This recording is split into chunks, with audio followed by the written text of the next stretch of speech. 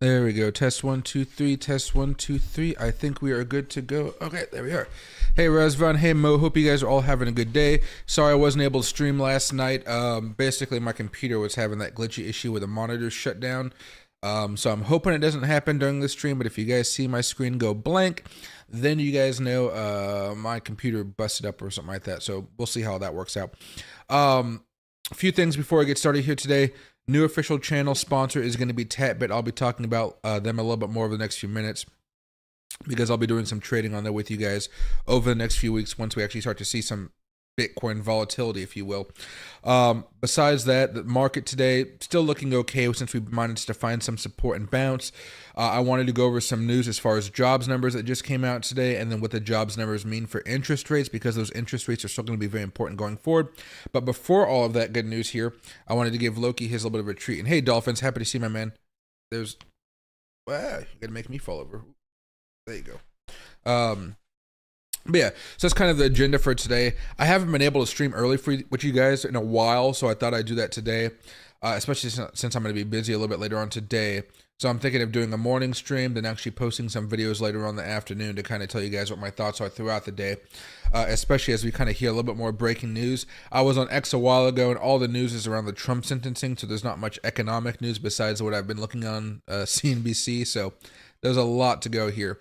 But yeah, so it should be fun. And hey, Tricks, man, happy to see you. All right, so let me go over here very fast. Give you guys just a quick update about what's happening with Bitcoin. But before that, actually, let me take a sip of water here. Oh, man, okay. Been chugging water down like crazy the last few weeks. All right, but long story short, as far as Bitcoin technicals, we bounced off support. In the short term here, we still have remained bearish as we try to figure out what to do next. But one of the interesting options, as I put in my video yesterday, is even though we're so close to the support level, what people are going to be doing is taking a big risk by buying at this point. And that risk is technically worth it, I would say, right? And hey, Kumar, happy to see you. And Freemood, happy to see you guys as well. I'm bullish, happy to see all of you guys. One of the interesting things here is we have support right here, and so far we've managed to hold it for the past 1 2 3 4 5 pretty much times. Bitcoin's been down here, but while the support is here, we have resistance that's slowly coming down, and that resistance usually causes a lot of volatility. And so right now I think people are taking a pretty good calculation, I would say, where they open up a trade down here, especially when I was talking to you guys about 90,900 and whatnot last night. They're taking a trade over here. They're having a short-term stop loss right around 90,000, 90,500, and they're hoping that with this moving average right here and moving average coming down, you could see Bitcoin boom through those moving averages, possibly going back up here to 98,000, giving people like a, let's go with that, like a long ratio here, right there, like a 1.55 win-loss ratio. I mean, last night it would have been a little bit better because, yeah, last night it would have been like a 6-13 ratio. That's why you saw so many people buy in there. But that's kind of the gist of what we're seeing at this point in time. Excuse me. Ooh, burping from all that water. If we go over here to the 5-minute chart, we kind of saw what happened last night, right? There was an initial bounce. Whales came in to try to push Bitcoin back down. Buyers came back in. Great news. But even this morning, the whales are still trying to push Bitcoin down, and Bitcoin, I would say, is holding. But when you see a manipulation like this, it doesn't make me that excited about trading. So I would still, if you guys are looking to buy right now, I still think it's a good opportunity and have that stop loss right down here and hope for something of a larger move back up towards that level of resistance. All right. You can already see, technically, it's been bottoming out.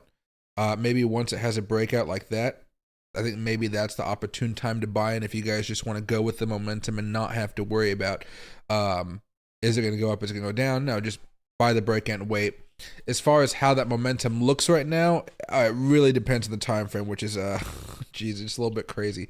The daily chart, We're slowing down as far as momentum, as you guys know, but the change of character is still green. Bitcoin 4-hour is bearish. Everything's bearish here for the most part. Actually, no. MACD and stochastic are actually bullish here. So there's a little bit of hope that we have bottomed out in the short term. 1-hour chart's bullish, although you can see as soon as it went bullish, we just kind of got smacked back down. You're not going to buy that, obviously, because the 4-hour is still bearish. But Bitcoin 15 minutes, nice little ride up here. Nice short-term ride. Not much. I guess, again, this is all bearish here, but it's just been a little bit more of an interesting time to buy, and usually not in a good, for most people, you know, I don't think it's been a fun time here for the Bitcoin trades and specifically the altcoin trades. Let me pull up some other charts here for you. Jesus, I felt like I just had an Irish accent for a second. Maybe even the daily chart might be the best way to go with all this. And in fact, let me just go over here and open up that daily chart. What are those lines?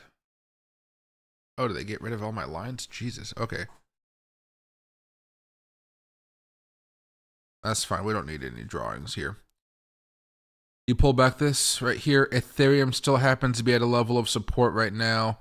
I would say actually for Ethereum, you can see that level of support basically kind of extends back here. In reality, if I was a greedy man, I might be waiting for Ethereum to dip down towards 3,000 bucks. And I might be looking to buy around there. But for most of you guys, again, we have these patterns lining up. So for those of you guys who want to accumulate, this is the time to accumulate. For those of you guys who are just looking for swing trades, you're going to have to wait a little bit. And that's the thing that really sucks here. We have a catalyst coming up next week, and we'll talk about that in a few minutes because that could really get all of this market back on track. But go over here to Solana.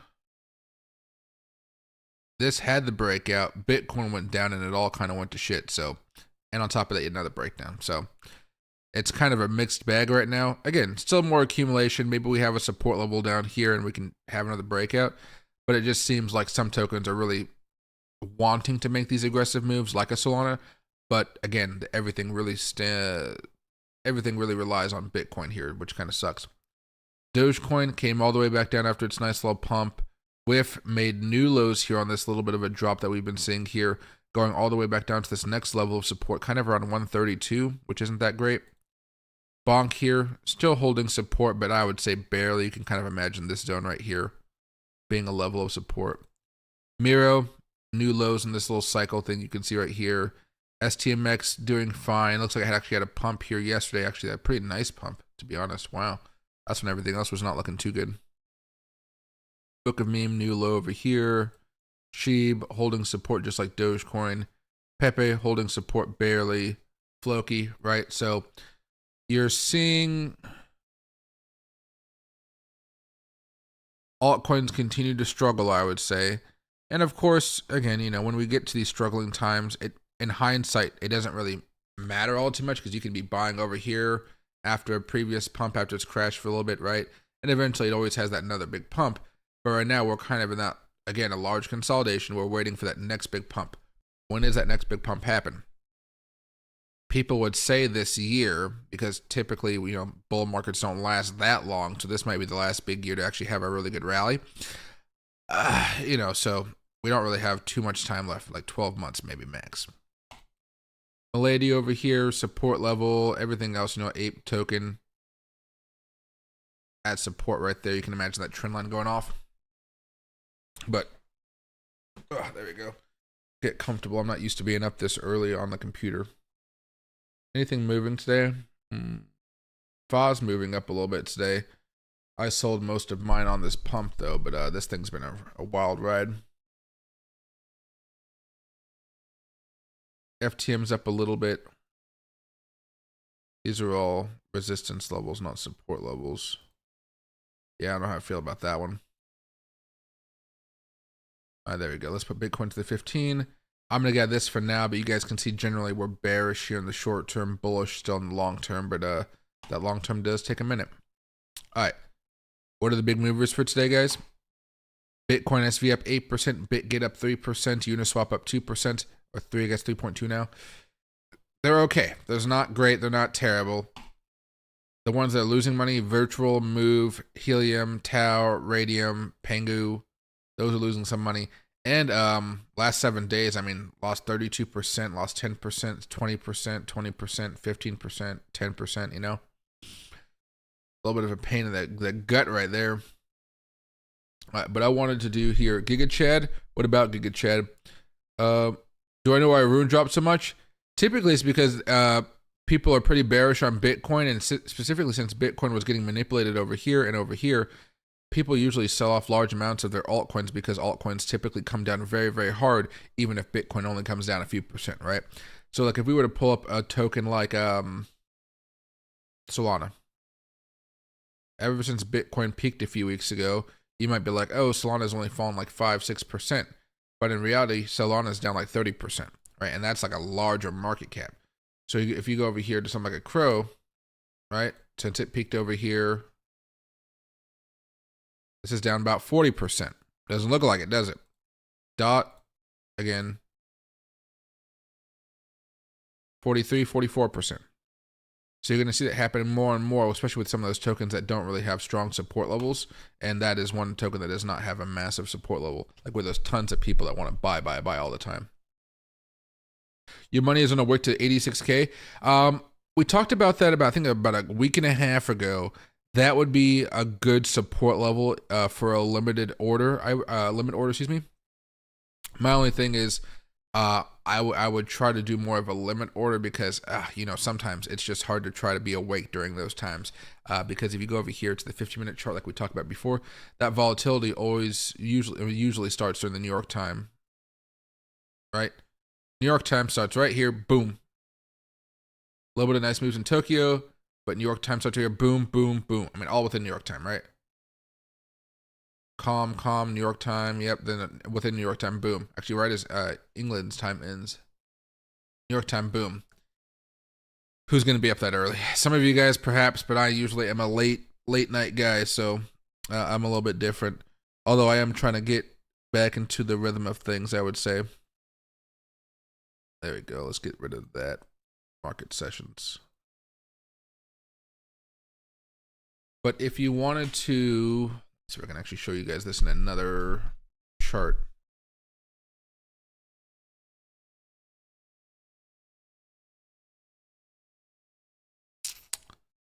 These clusters, yeah, we can get rid of those clusters for now.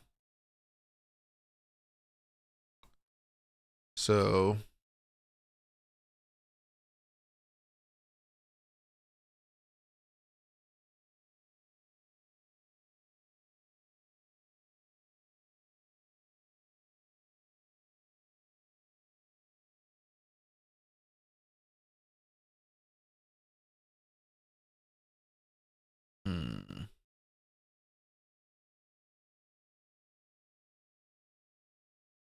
this isn't the most important thing, but I always like doing this a little bit more.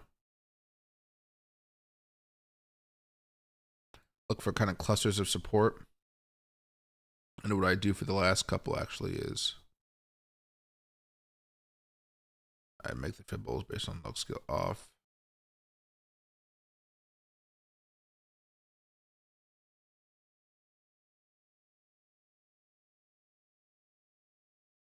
And then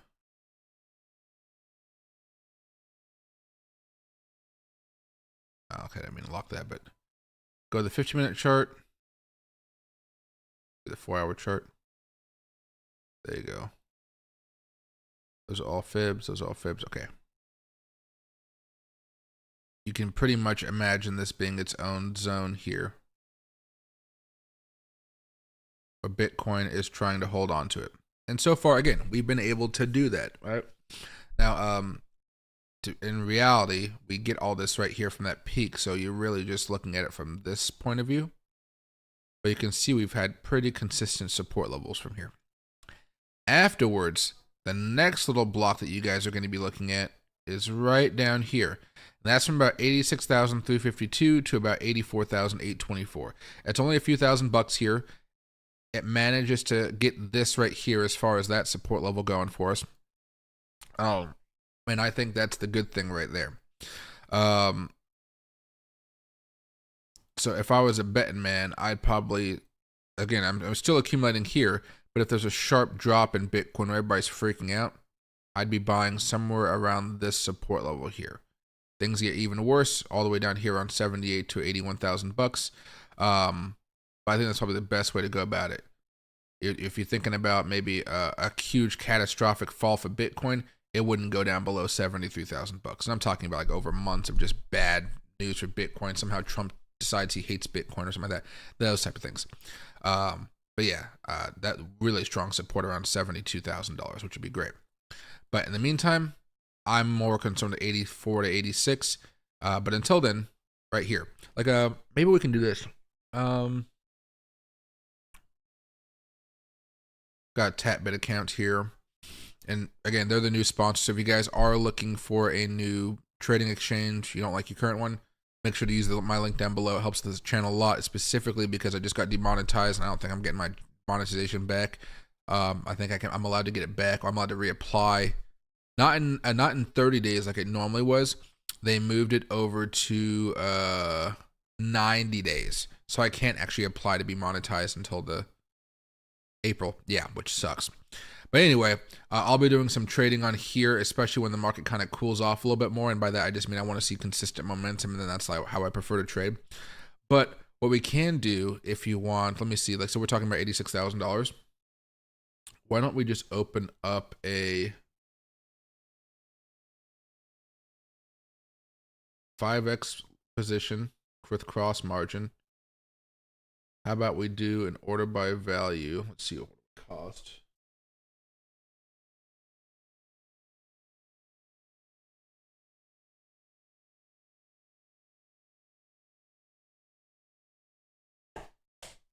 Let's do like a $1,000 trade, but let's make the price be $86,000, right?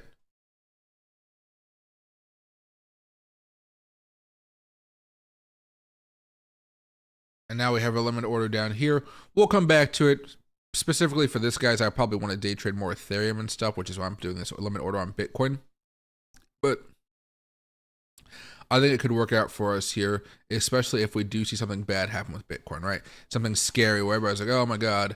Now, this is not a trade where, you know, again, this isn't something where it falls down here and then we wait for it to get back up here, then break out and go to the heavens. This is more likely a trade where it goes down to that support level. If it does at all, we rally it back up here and we sell. And then maybe if you want to wait, you still have 10 to 20% of your initial position and you ride that wave. But me, I'd probably double down right here as the breakout happens, especially if momentum's there, because at that point in time, that's where we go crazy on Ethereum, altcoins, meme coins, all that type of stuff. Really good stuff, okay? But for now, let's leave that limit order there. I'll be doing more trading with you guys here in a little bit. I got to do a tutorial video for you guys about TapBit and whatnot soon as well. But yeah, so keep an eye on that one. Let's go back over here very fast. There you go. And hey, California, a good job support equal bad. Yes, definitely an interesting time here for the market. So what I'm actually going to play here is I have CNBC. I have the December non-farm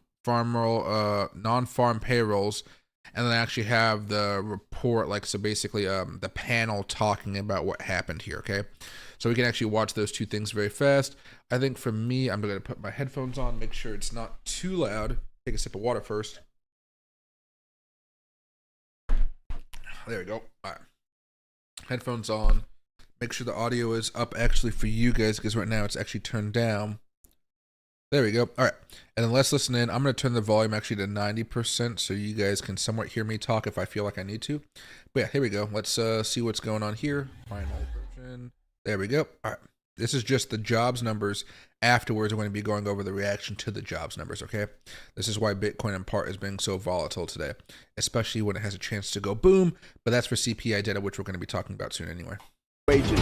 All right, here we go. Non-farm payrolls for the month of December on our jobs report. Way hot. 256,000. Wow. What a shocker. And you saw the Dow 212,000 on last week's revised 227,000. But let's look at 2 weeks worth. If we get 2 weeks worth of revisions, we're looking at down 8,000, down 8,000.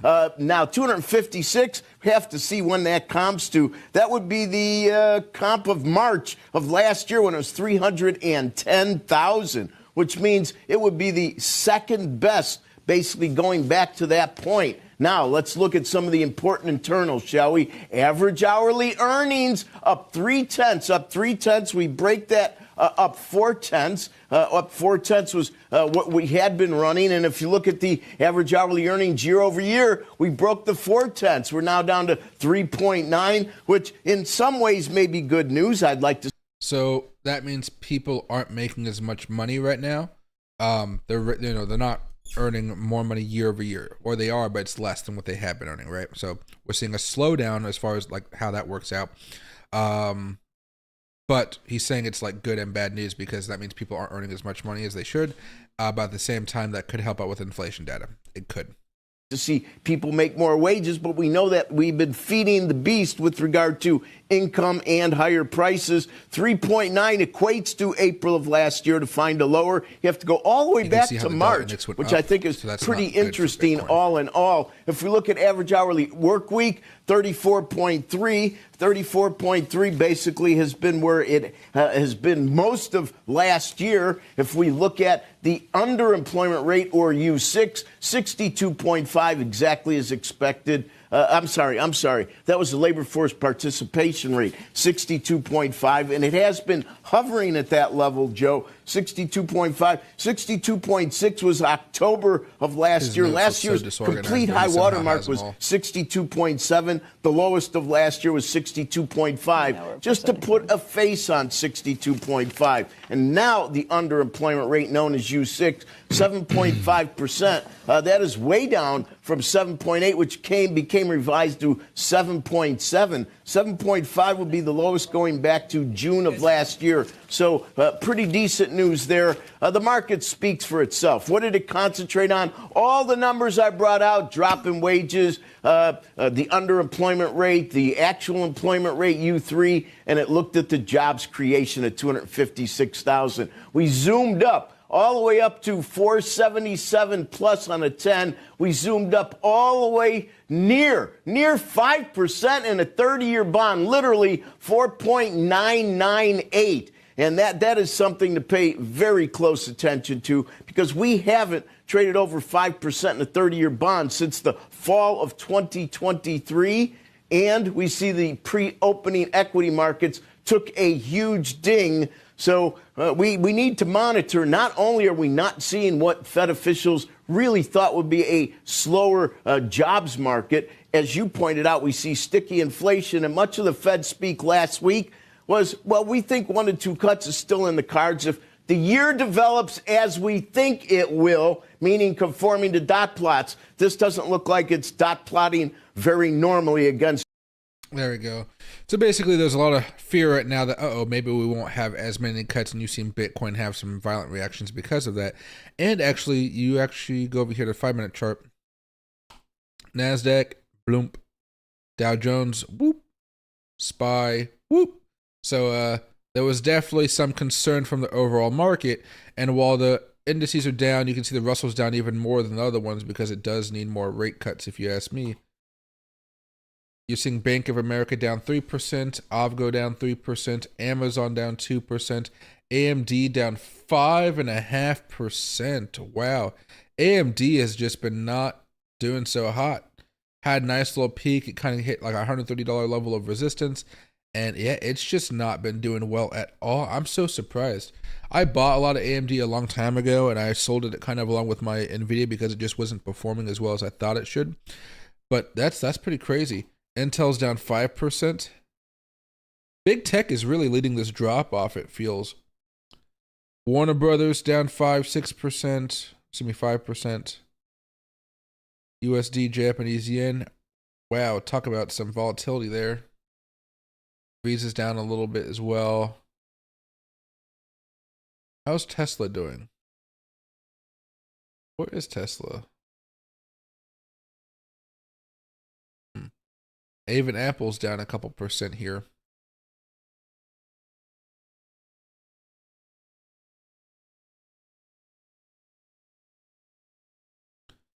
Tesla's down. Oh, there it is. 1.5%. Not too bad.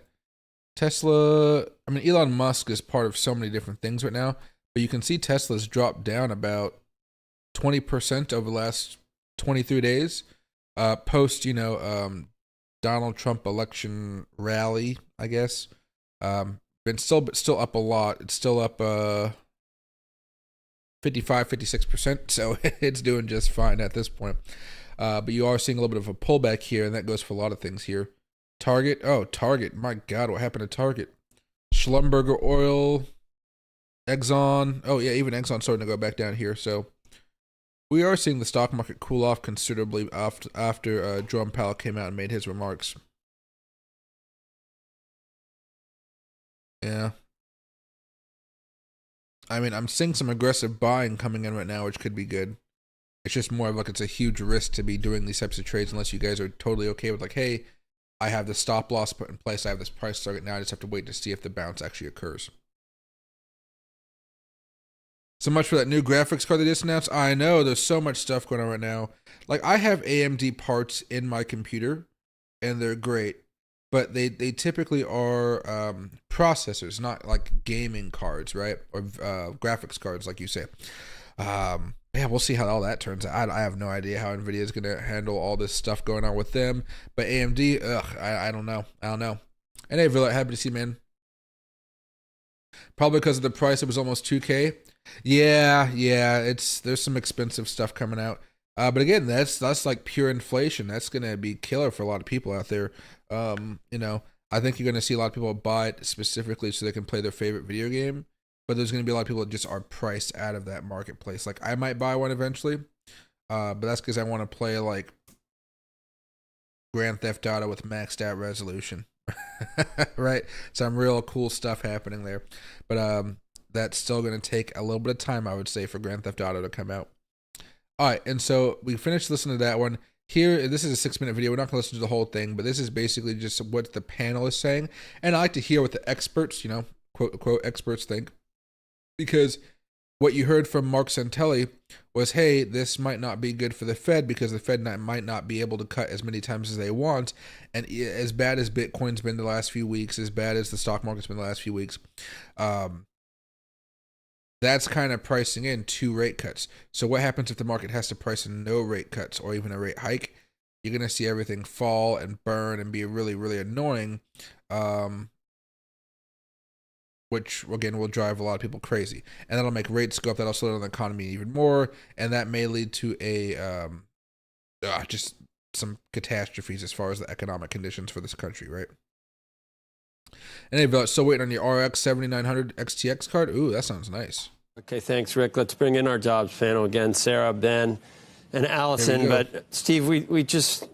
How long ago were you sitting? You were sitting over here. That was today. I was on the other side there then. So no, I told you I was scared. I really was hoping for a really crappy number, and it's not so much that I think that would mean more cuts or a likelihood of more cuts. I just think it would start to make you think that we don't have to worry about inflation so much. But when things like this are happening, inflation, which is already and I'm not talking about tariffs necessarily, and I'm not talking about immigration necessarily, but add those in. But just where we are, just from what's remaining from what the Fed was trying to do in the first place. We weren't there yet when they started cutting. And it doesn't seem like we're there, and this doesn't seem like, and the markets do not like this. And there goes the 10-year and the 30-year.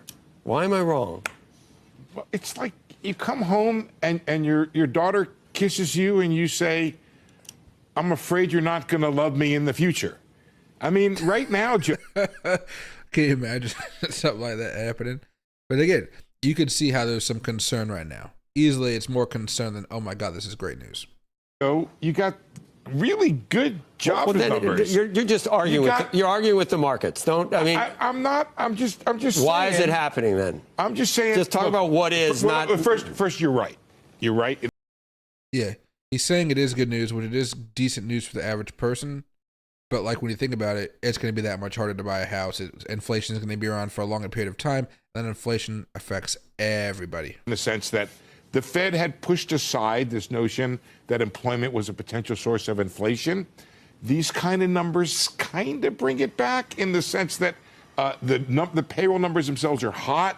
Unemployment rate has been, dancing around this 4.1 4.2 number. But I don't want to awfulize this number, Joe. I just think it's the wrong way. You don't have to. You don't have to. I mean, the market can awfulize it all What is the once. market saying? I don't think it's right to awfulize it. Okay, I am going to argue with the market. No cuts. I'm going to put my hand down. No cuts. I think it's no cuts. I think that's right. But we're putting a lot of people to work. We reduce the number of long-term unemployed. We have a little room left to go always like on jobs. participation. There's always that argument. Wages were not that high. We're talking about markets. There's always the argument that we do want people working. We want people getting. I don't let increases. Wall Street tell me what the right number of employment Depends is. on what the number. Let's get to. It is a cynical perspective.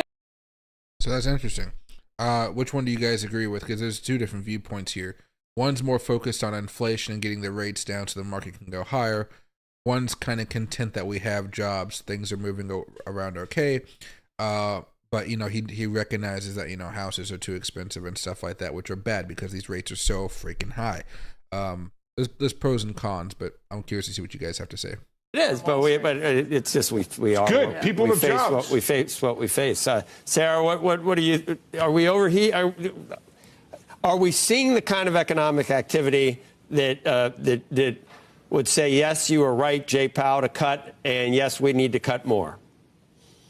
Well, I think, first of all, when Jay first cut by 50 basis points in September, they might have been a little bit overly optimistic on the view that the employment markets were weakening, which obviously they're not. I think there's three factors that determine the path of the markets from here. That is, what does the Fed do? How much tighter do conditions get? And also market valuations. So starting with the Fed, we are already down from hoping for 4 rate cuts this year to 2. And I think today's number is going to take us well below 2 to 1.0, or maybe even talking about rate hikes. Tighter conditions are an issue for equity markets. These higher yields are a headwind for the markets, also stronger dollar. So that's also kind of a negative here, which is why the markets are down. And then let's talk about market valuations. We are currently trading at about 90% versus history in terms of a premium for the S&P 500. So what do we have to take us forward from here this year? We can't rely on valuation expansion. We're going to need to rely on earnings growth. And can we get that? We can probably get about 6 to 7% earnings growth on the S&P. That takes us for the bulls to about 6,400 on the S&P if everything works out just for earnings growth, which is basically, kind of what we have to rely on here, because valuations are going to have a tough time expanding for the S&P. Ben?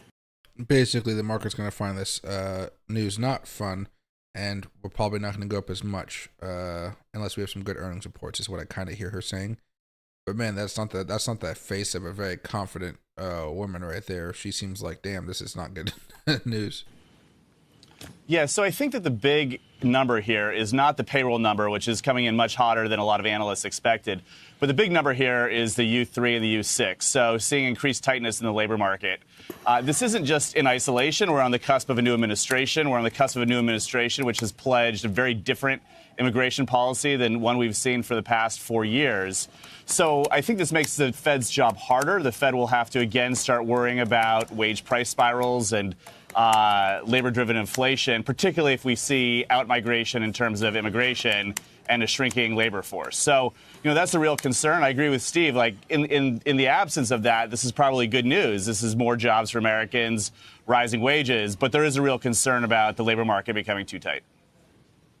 All right, Allison, from where you're sitting, what do you think?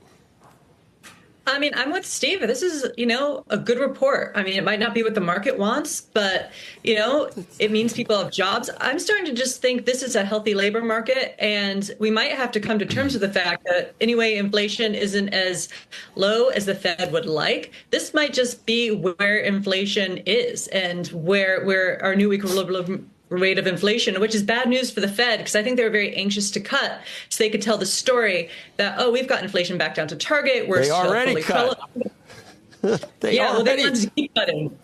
I know, so but they can make mistakes, Allison. Yeah, I think that's right. Go ahead, Allison. Yeah. Sorry. Well, I think they were trying to tell the story. We beat inflation. We're credible. And now it looks like that last half mile isn't going anywhere. And I think there's a lot of inflationary pressure in the pike next year. Even if the Trump administration is successful, it'll boost growth and potentially inflation too. And that the Fed might be in a bad position of saying, we've never made our target. We were below target, then we were above target. But since we've had a target, when has inflation ever been 2? Allison, I don't. These things matter. All right, that's about it for there. I know they're going to go back and forth and stuff like that, but it is pretty interesting just to kind of see where the panel is. I'm more of a market guy, so I'm thinking this is not good news for me because it just means that my portfolio is going to stay stagnant longer, and I'm not going to be able to make as much money as I actually want to, right? Sucks, but that's kind of the way it is. And hey, I'm happy to see my man. Hope you're having a really good day here. Let me actually pull some stuff up because I wanted to see. One of my friends was talking about gaming tokens, and I was wondering if anything actually is popping up here. That's a $31 million market cap. There's actually not really high market cap tokens. Let's see, Immutable X, Floki, Sandbox, Gala. I don't even think of Gala as a gaming token, though. It's more of Axie Infinity.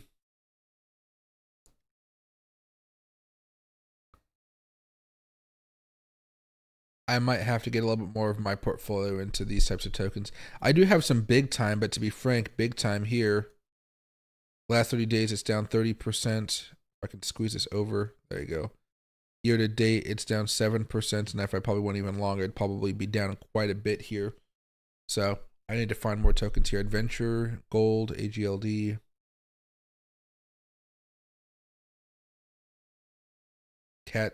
Catizen? Catizen? Can't even pronounce that. That would be kind of interesting.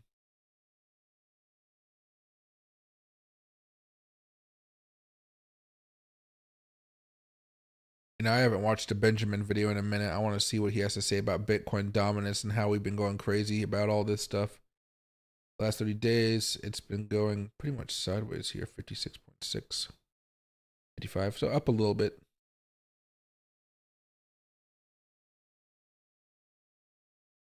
Altcoin season index. Yeah, see, we just haven't felt like we're in an altcoin season yet. It says like altcoin season zone right up here, but in reality, it just hasn't felt like that at all. We know what an altcoin season feels like, and it just has not been that. Top 100 coins performance over the last 90 days. Virtual has been great. Pengu. You know, I wonder if it's worth hopping into some of these tokens that have been going up a little bit, right? But not as much. But I'm looking at some of this stuff, and these all seem like they have some, all have higher market caps now. It's going to be hard to find those ones that have very low market caps. But I will say this, when I'm looking at something like a Virtual or a Pengu or a Hype, when I see stuff like this is just a reminder that when the Bitcoin eventually does go back into a bear market,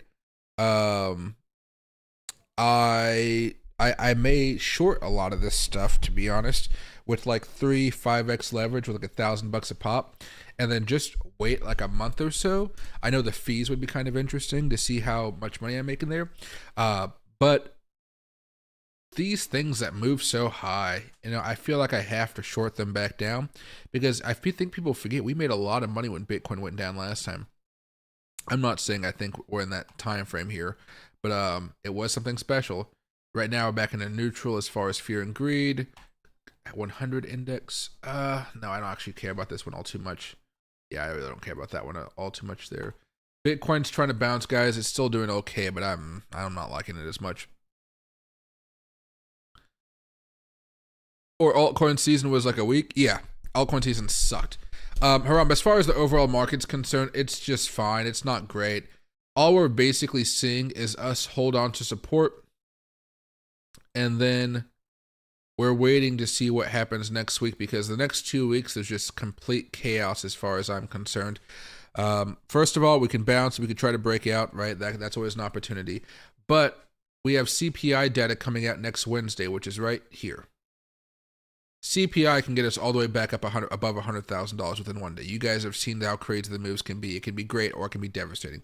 It can also tank us back down to like $86,000, that next level of support we were talking about. So within the next week or so, there's going to be complete chaos in the market, for good or for worse. There's just going to be a lot of volatility. However, while we have Wednesday, didn't even draw a straight line. While we have Wednesday being CPI day, if we stretch it out to the Monday afterwards, we have Trump's inauguration. So these two things are going to be just a nightmare for us to try to figure out, what's going on. I would love to say that CPI is going to be good and we go higher. I'd love to say that Trump will talk about blockchain technology or Bitcoin in his inauguration speech, and that causes us to go higher, because those two things, in my opinion, along with the golden cross here, right? I think that could boost us above all-time highs, and that could be really great for assets. I think that if that does happen, Ethereum will not be breaking above that. At the same time, Bitcoin will be breaking all-time highs. I think we'd have a little bit more time to buy, and then it would have its own separate break. And I think that for a lot of tokens out there, because so many of these tokens have dropped down so much, so fast, that they really have a while to climb. And look at Solana. Solana was back up here on 264. Right now we're like at $187, almost like a $100 loss. So it's going to be fun, and we'll see. The dollar index is still going higher, but we may end up hitting some resistance up here around $111, basically $2 above, and we may have something of a pullback, which could be opportune for Bitcoin here. Back up here on the monthly chart. Forget about that breakout there.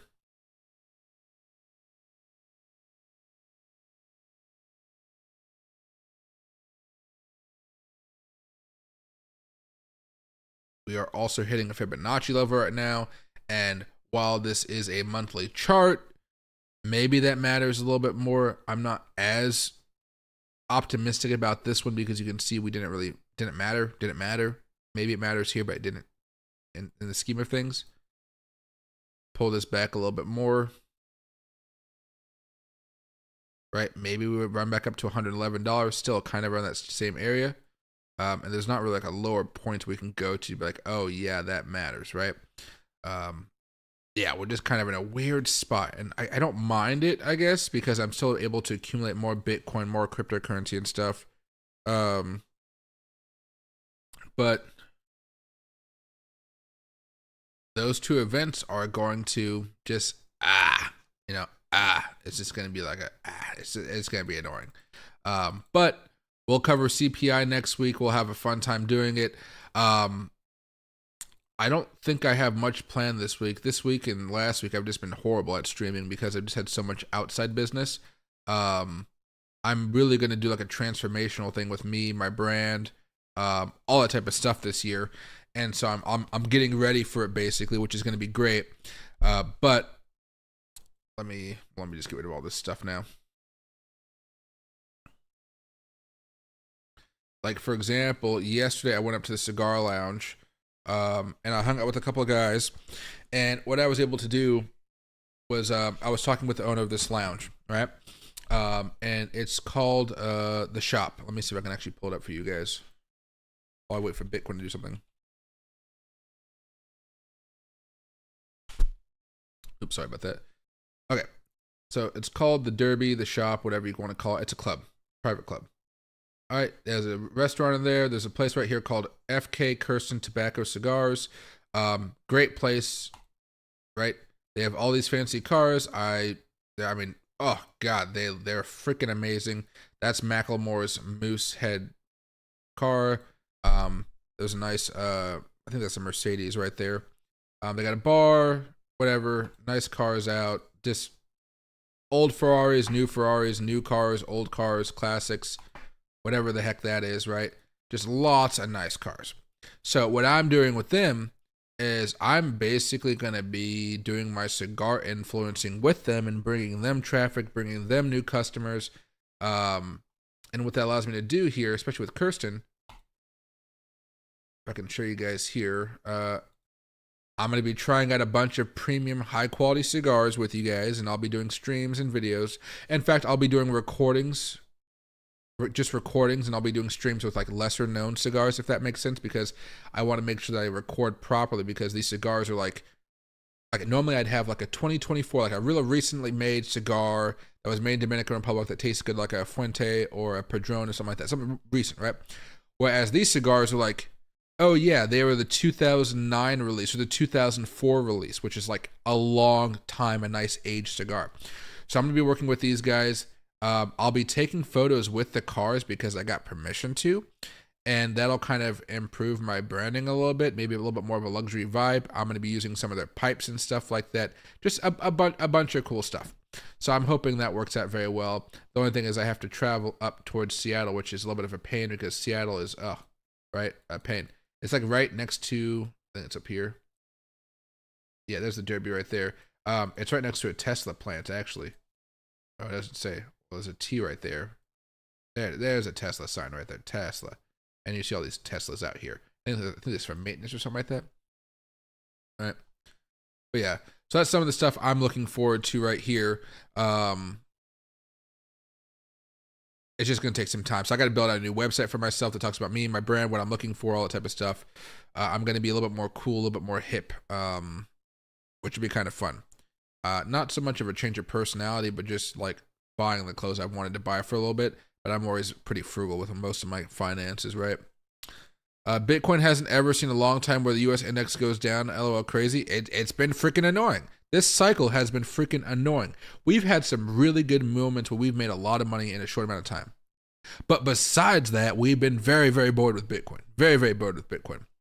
Mano selling to cover their insurance costs. No, Paris Hilton sell the Bitcoin.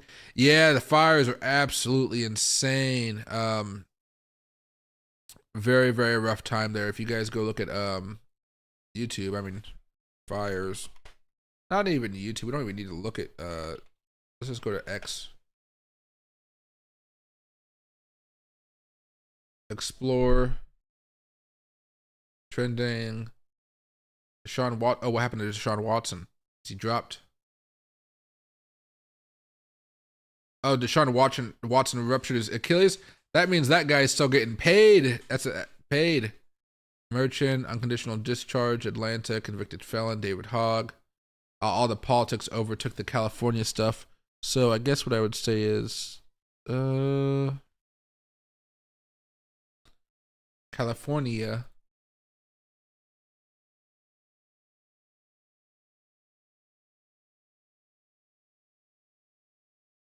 To California water, Jesus. Where is the fire? Okay, videos, media. Maybe I should type in California fires. I feel like that'd be a better search term.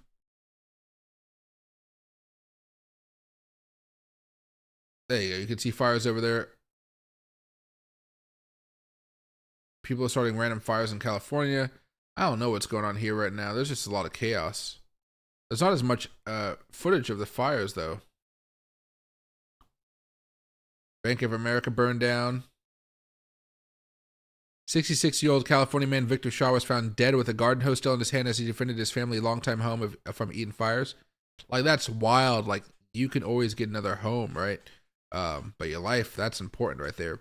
Joe Rogan and I guess Trump went viral for talking about how they saw something like this coming. It's always hard, guys. It just sucks. I'm announcing the federal government will cover 100% of the cost of measures to protect lives and property in California for 6 months. I mean, you can spend all the money you want to, but if you don't got the water, you don't got the water. You know, it's stuff like that.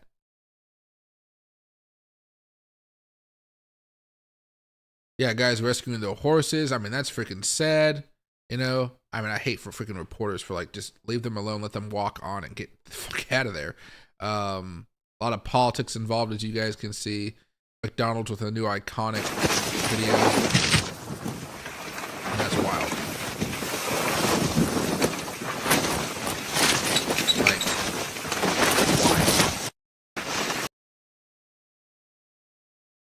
Separate fire has erupted in California. This was 2 days ago, so this is the Hollywood Hills one. Right? Just, yeah. So there's definitely some chaos down there. It's going to be that way for quite a bit of time here. There you go. But yeah, I mean, look at that. That is brutal. This was a highlight of my day yesterday. I don't care if you guys like Trump, Obama, Harris, the Bushes, whatever. This was just hilarious. Like, just look at the faces. Look at Bush right there. Like, okay, something's going on. Barbara, she has the best, like, ooh, yeah, she's like a old school elite type of woman. Obama just looking, Secret Service, same eyes. That's the guy that saved Donald Trump at the rally. Kamala's husband, Trump looking at Kamala, Melania giving the eye to Kamala, and then Mike Pence just happy he's there. And then wait for it. She knows how awkward it is. He knows how awkward it is. He's still looking. He's looking at him, look at her. Then they're talking. Then she thinks he's talking to her, but in reality, she's like, oh, they're talking together. She's smiling about it. He's like, uh-oh. Melania's still eyeballing Kamala, and there's the eye contact that they're like, nobody talked about that. And then she looks back. She's still smiling. He's like, uptight. Melania's like, Melania is, damn, daggers right there. Breathing. Then Melania looks back, right? Because she watch her face. Small, little smile right there. It was great. I want to make a video analyzing this one scene because it's just freaking hilarious how crazy it was. And then still, they're talking, they're chumming it up right there. Look at the paper because there's nothing else to do. I know that's the typical thing. I do the same thing at funerals, right? But I mean, there were so many little things there, and you could tell Melania just does not like Kamala. Kamala does not like Trump, but Trump and Obama are just like, yeah, let's. I think the lip syncers said they were talking about golf the entire time, and then golf, and then just the proceedings and what's going to happen, you know. But yeah, I mean, Melania, hidden woman right there, Bush looking back up, the Clintons sticking together, and the little clique not really engaging with anybody. It was just a classic. I mean, it was a classic. It was great. But Melania, I think people were looking at Trump and Obama and them talking. Melania, look at that face. Just look at her. She gets in a position. Smirk. God, I love I love the way everything kind of works out here. Bitcoin's having a little bit of a pop right now, which is good news here. I think we're seeing Dogecoin at 4%, which is fantastic. But yeah, it's just, oh God, so great. So freaking great. Where's Obama? Michelle, she was on vacation, I think in Hawaii. I wouldn't want to go to that funeral either. Shit.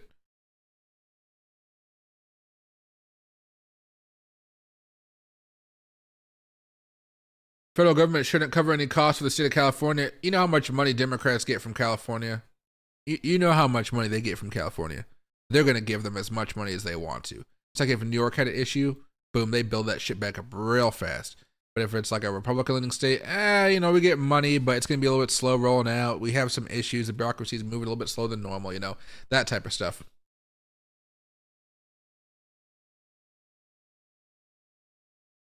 So much body language. Oh, it was great. Talking about golf. Yeah, that's what the lip syncer said as far as Obama and Trump. Most of the conversation revolved around golf because they both like to golf, right? Remember, even during our big debate of the year between Trump and Biden, they had like a 5-minute freaking conversation about who was the better golfer.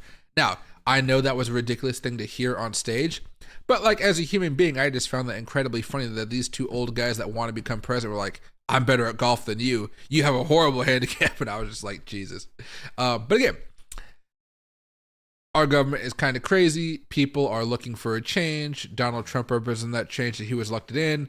I'm happy about his views on cryptocurrency, you know, and blockchain technology. So, you know, I'm not throwing a fit.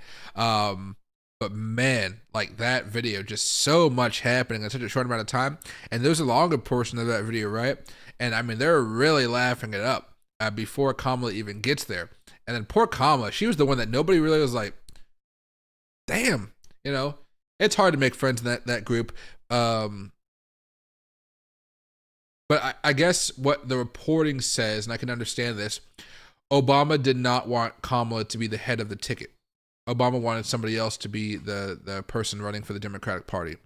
But when Biden withdrew out of spite, he said, I'm going to endorse Kamala Harris, which meant that there was no other discussion about anybody else because they could only go with Kamala at that point. So Obama probably had a plan.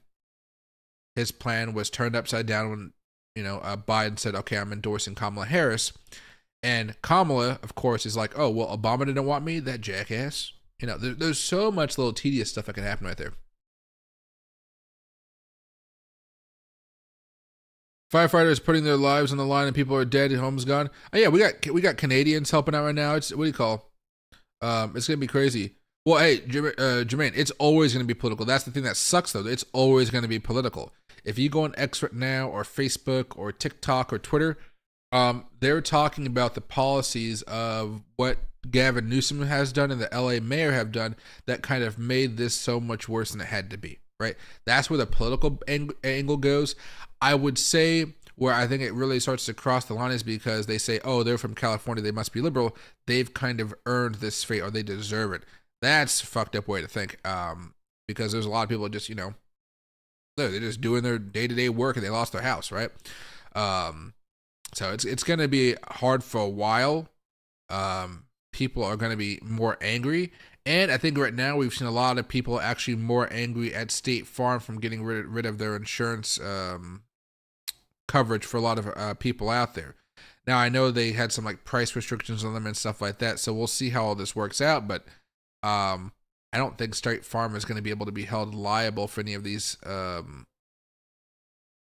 fire, destruction, if that makes sense, so that they're not going to have any claims to adjust, which saves them a lot of money, to be honest. That being said, as Bitcoin pumps in front of our eyes right here, which is a very good move. There we go. See Bitcoin trying to pump. I will say you might see more of the Luigi types, the ones that go after CEOs because of all the suffering that happened because of this and how they wanted to maximize their profits and stuff like that. And hey, CT, happy to see, man. What is my next Vegas trip? I think it might be in March, maybe.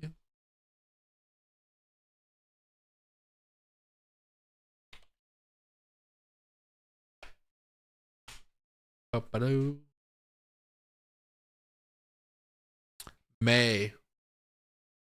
Possibly May. I might have an actual thing to go to earlier.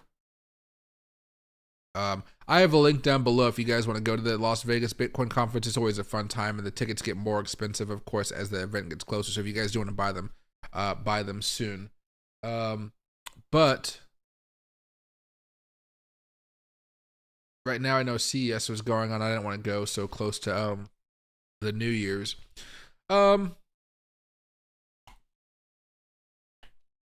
NAB show. That's April 5th through the 9th. Maybe the NAB show. Maybe I probably will be going to that one.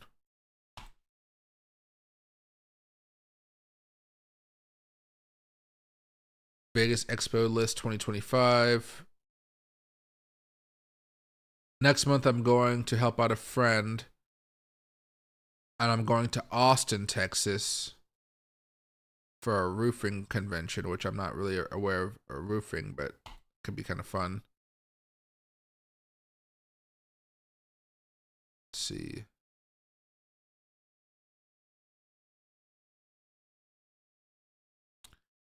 Fancy food show, that'd be kind of cool. World of Concrete. Adult Entertainment Expo, that's coming up if any of you guys are interested. Let's see.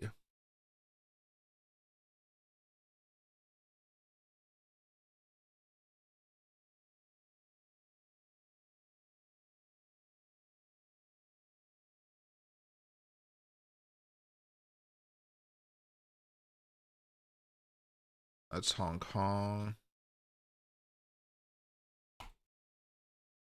Let's see.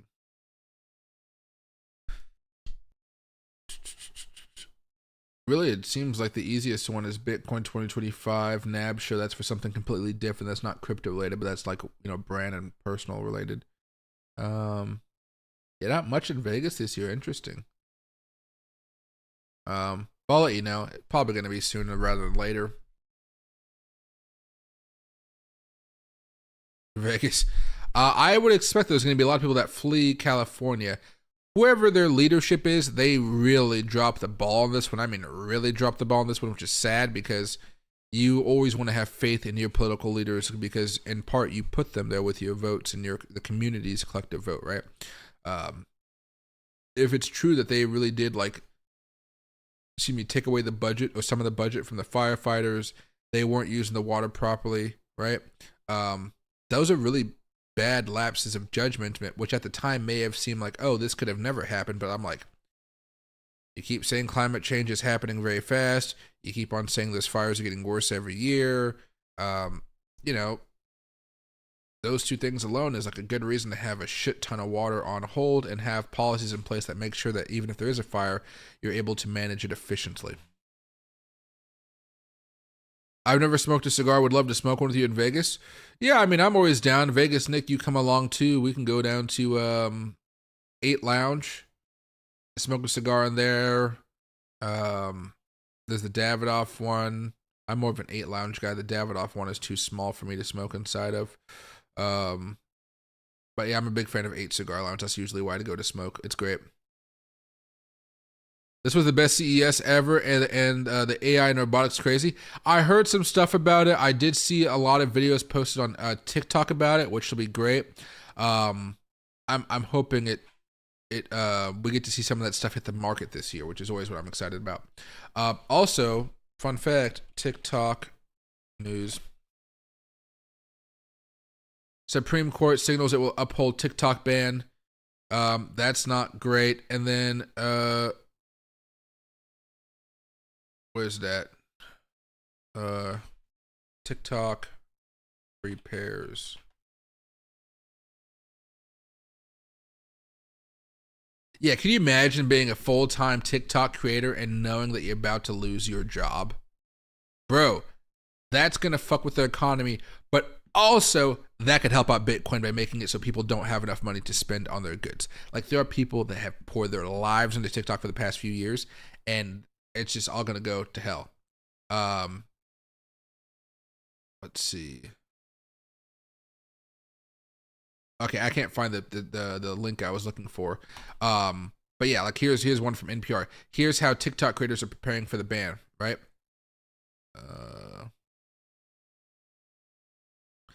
Cora Lake, I don't know, quit her 6-figure job in talent acquisition and project management in October because she was able to make a living off TikTok, right? Allowed to pay off debt and stuff like that. Let me see if I can find out here.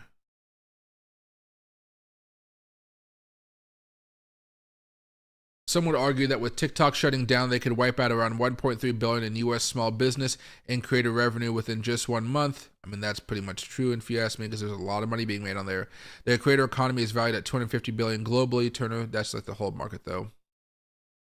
President Biden signed the bill that would potentially ban TikTok, citing threats to national security. Let's see.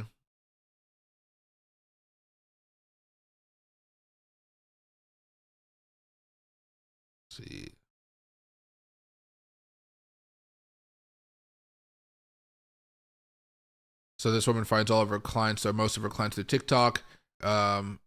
She's trying to get them to move over to Instagram and Substack. Oh, those are not great for getting new clients. Don't put all eggs in one basket, but a lot of people did because TikTok was very easy to go viral on TikTok. Let's see.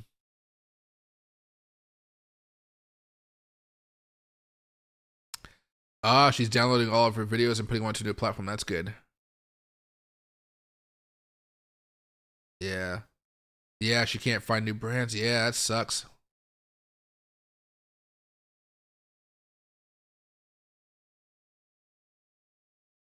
And they had some corrections to do because, of course, they messed up that up, but that's fine. But yeah, that's kind of the news that was going on right now. Why couldn't someone just make another TikTok? Because TikTok's algorithm is so fantastic that nobody's been able to copy it.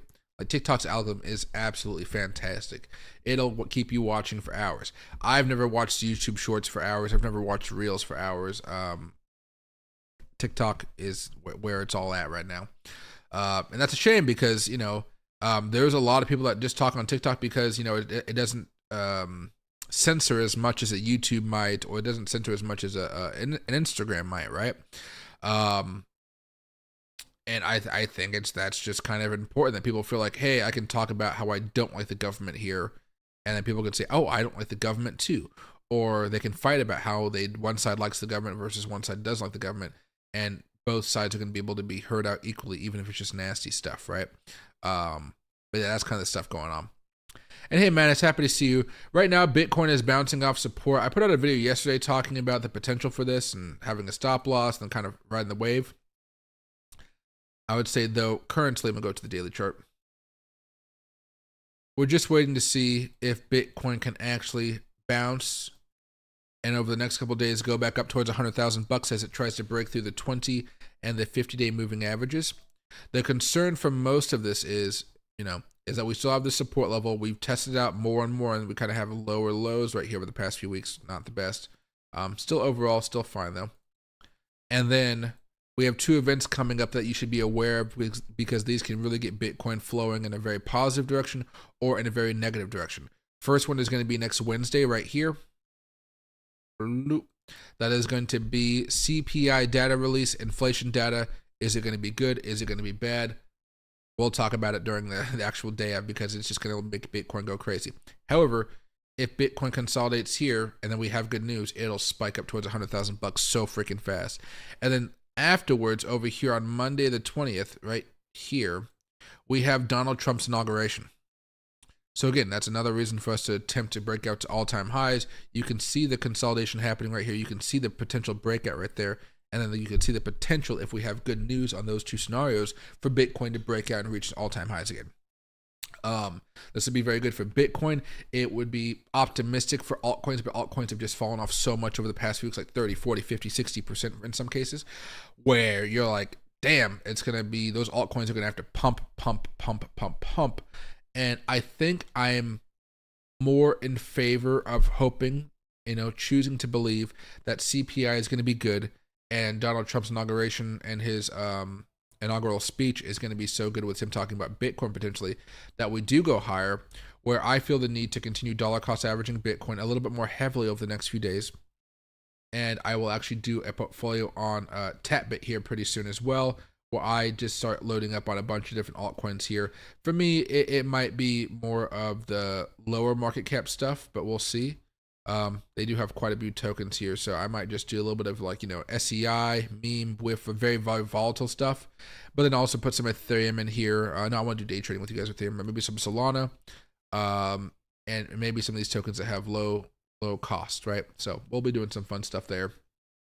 But my stop losses are pretty much going to be all around here at the low points because I don't want to lose too much money if this doesn't go my way. But look at the upside of all these tokens. Like, let's go over here to the Ethereum. A lot of upside there. Solana, a lot of upside there.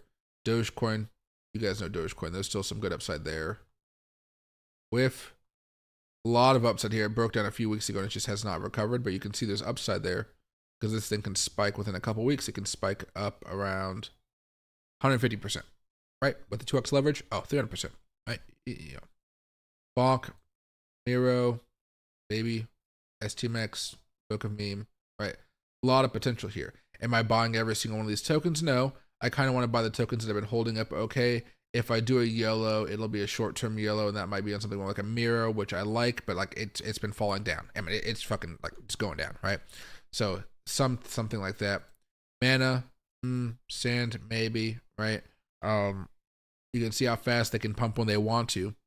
Mog, again, still doing okay, but you can see how it's broken down more recently.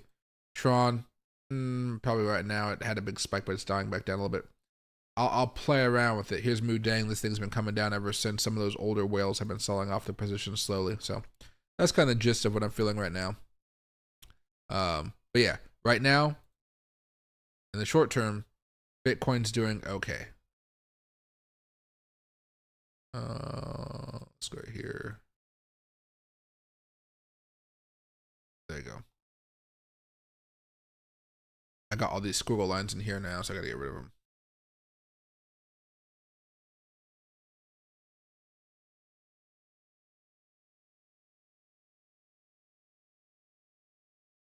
There you go. There you go. There you go. And on the 12-hour chart, we're actually gonna have a golden cross here, which is kind of nice. The 4-hour chart still looking fine. Golden cross over here, death cross right there, of course. We might actually have another golden cross here between the 50 and the 20, though. Between the 50 and the 200 on the 4-hour. And usually, last time we had that happen here, We did see a good strong move after a really nasty move right here. What am I saying right here? This was not a good move, so I don't want to. That was a good move. That was a good move. That wasn't a good move. Good move. Good move.